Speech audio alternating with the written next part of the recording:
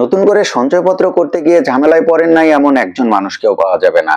যারা সঞ্চয়পত্র করতে গিয়ে নতুন করে আর ঝামেলায় পড়তে চান না, সঞ্চয়পত্র করতে গিয়ে ঝামেলা মুক্ত ভাবে এই সঞ্চয়পত্র করে আসতে চান, তাদের জন্য আজকের পুরো ভিডিও।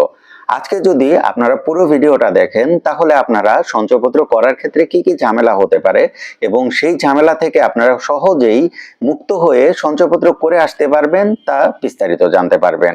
আসুন আসল আলোচনায় চলে যাই। সঞ্চয়পত্র করার ক্ষেত্রে সবচেয়ে বেশি যে ঝামেলা হচ্ছে সেটা হলো মোবাইল নাম্বার সমস্যা। মোবাইল নাম্বার কি সমস্যা হচ্ছে?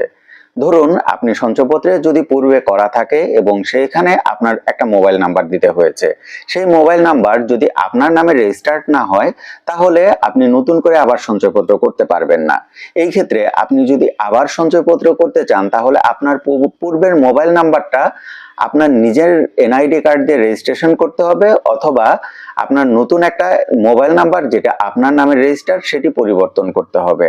সেই ক্ষেত্রে একটু ভোগান্তি আছে। সেই ক্ষেত্রে আপনার পূর্বে সঞ্চয়পত্র করা আছে এমন একটা রিসিপ্ট নিয়ে যেতে হবে এবং ব্যাংকে জমা দিলে একটা অ্যাপ্লিকেশন ফর্ম পূরণ করার মাধ্যমে আপনি মোবাইল নাম্বার পরিবর্তন করতে পারবেন। এক্ষেত্রে লক্ষণীয়, আপনি যে নতুন মোবাইল নাম্বারটা দিচ্ছেন সেটি অবশ্যই আপনার এনআইডি কার্ড দিয়ে রেজিস্ট্রেশন করা থাকতে হবে। এই হলো মোবাইল নাম্বার সংক্রান্ত বিস্তারিত সমস্যা এবং সমাধান। এখন আরো একটা সমস্যা আছে, এখানে সমস্যার শেষ নয়। এখন ধরুন আপনার নমিনি যাকে দিয়েছেন তার নামে কোনো এনআইডি কার্ড বা মোবাইল নাম্বার নেই, এখানে বাধবে বিপত্তি।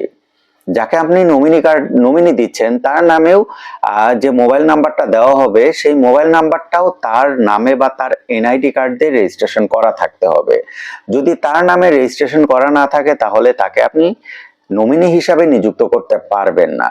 তাকে যদি আপনি নমিনি করতে চান তাহলেও আবার সেই পূর্বের প্রসিডিউর ফলো করতে হবে। তার নামে রেজিস্ট্রেশন করা আছে অর্থাৎ তার এনআইডি কার্ড দিয়ে রেজিস্ট্রেশন করা আছে এমন একটা মোবাইল নাম্বার সেখানে ইনপুট করতে হবে। যদি তার নামে কোনো মোবাইল নাম্বার বা সিম কার্ড কেনা না থাকে তাহলে নতুন করে তার নামে একটা সিম কার্ড কিনতে হবে। তারপরে সেটি ইনপুট করলে তার নামে আপনি নমিনি হিসাবে তাকে নিযুক্ত করতে পারবেন। এই হলো সঞ্চয়পত্র ক্রয়ের ক্ষেত্রে মোবাইল নাম্বার সংক্রান্ত জটিলতা। এখন ধরুন ব্যাংক অ্যাকাউন্ট সংক্রান্ত জটিলতা কিভাবে তৈরি হতে পারে। আপনার ব্যাংক অ্যাকাউন্ট কোনো একটা ব্যাংকে, যে ব্যাংকই হোক না কেন ব্যাংক অ্যাকাউন্ট আছে, আপনি সেই ব্যাংক অ্যাকাউন্টটা সঞ্চয়পত্র দিবেন। এখন সেই ব্যাংক অ্যাকাউন্টে যেখানে অ্যাকাউন্ট ওপেন করেছেন সেই অ্যাকাউন্ট নেম অর্থাৎ অ্যাকাউন্ট টাইটেলটা এনআইডি কার্ড অনুযায়ী নেই।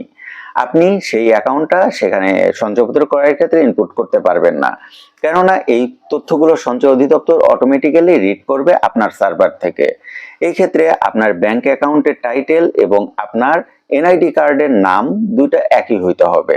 যদি দুটোর মধ্যে কোনো মিসম্যাচ থাকে তাহলে আপনি সঞ্চয়পত্র ক্রয় করতে পারবেন না। মোটামুটি সঞ্চয়পত্র ক্রয়ের ক্ষেত্রে এই সমস্যাগুলোই আপনাকে ফেস করতে হতে পারে।